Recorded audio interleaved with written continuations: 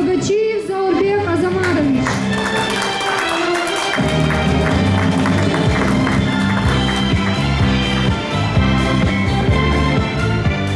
Заурбек Албагачиев из тех, кто удостоен благодарственного письма. Директор городского музея, несмотря на пандемию, в 2020 году организовал массу просветительских и патриотических мероприятий на тему Года воинской славы и памяти. Храм памяти привлек к себе внимание благодаря флешмобам о Великой Отечественной войне. Для детей были организованы многочисленные исторические экскурсии.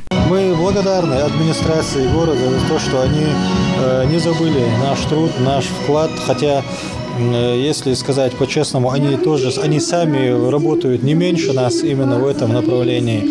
Мы все работаем совместно, потому что такая работа по патриотическому воспитанию, ее невозможно проводить в одиночку. Память о воинской славе здесь не ограничивается определенными датами. Каждый житель Малгобека чтит подвиг солдата 40-х, как, впрочем, и рядовых жителей. Все они на протяжении 4 месяцев держали оборону и не дали врагу захватить стратегические объекты, нефтедобывающие вышки. Мусор Умаров, по рассказам своих отцов, знает цену этой победы. Я уже мероприятие, День Победы, блокаду хлеба, Сталинградская битва.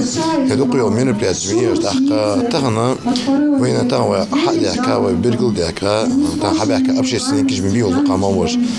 Я жил, внимание, дикамда, дикхолы тахда, расход, маслина.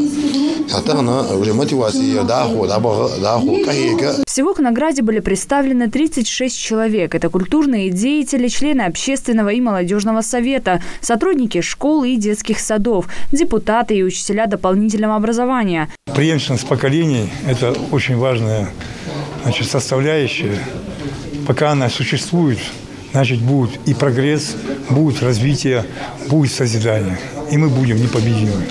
Несмотря на действующие ограничения, связанные с эпидситуацией, награжденными сегодня людьми были использованы все ресурсы онлайн и офлайн для пропаганды воинской доблести и памяти о героях России. Итоги минувшего 2020 года подведены. Впереди год науки и технологий, и подготовка к нему уже начата. Далее Асканова, Адам Гулоев, Асхаб Белакиев, Новости 24.